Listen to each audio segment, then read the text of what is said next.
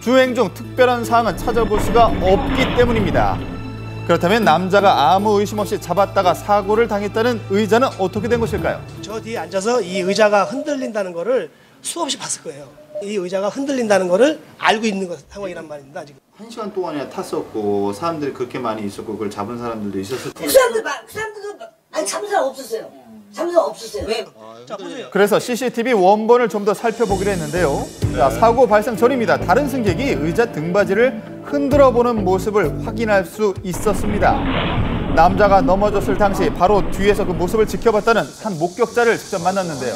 제가 봤을 때는 잡으시고 나서 넘어질 때 버티려는 의지가 없었다고 해야 되나?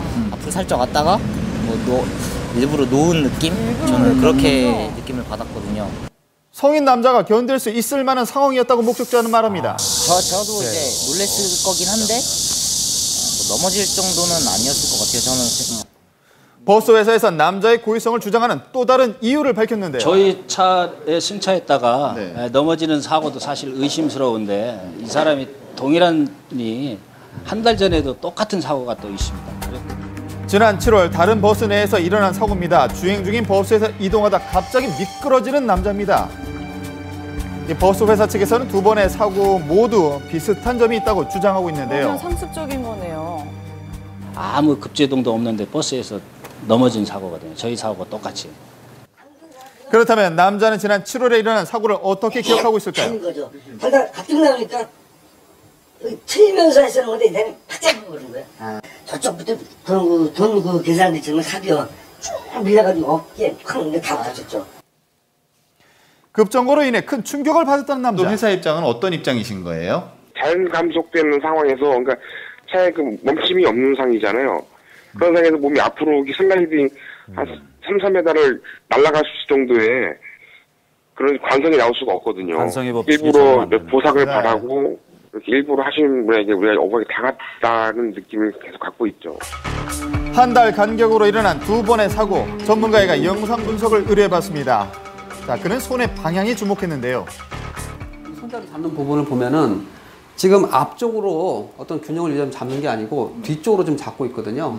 근육으로 충분히 앞에 쏠리는 것을 실은 내가 어느 힘을 좀 주고 있었다면은 유지를 할 수도 있는 상황이거든요.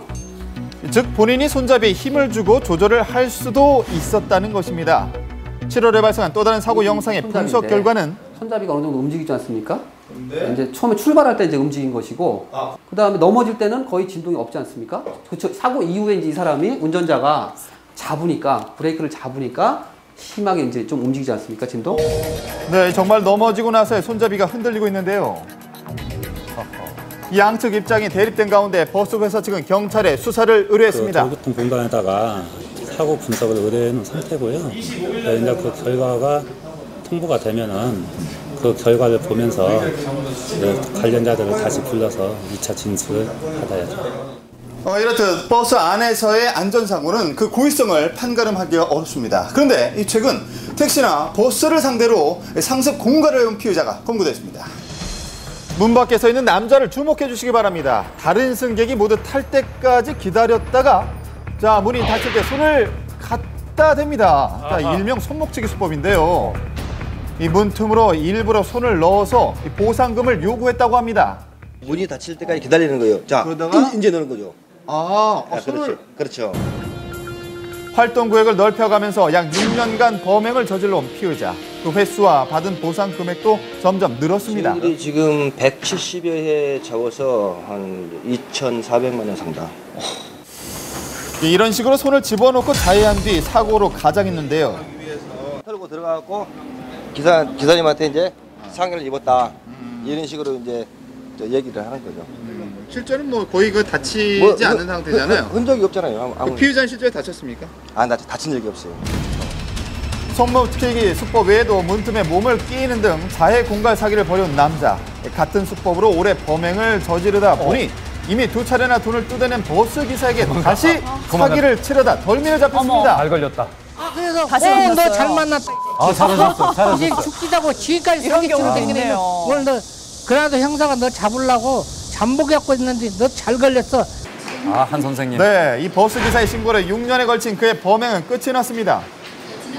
다치는 버스문에 손을 집어넣고 버스에서 일부러 나날이 넘어진 증가하고 뒤에 있는 자해 공갈 범죄. 승객이 다치면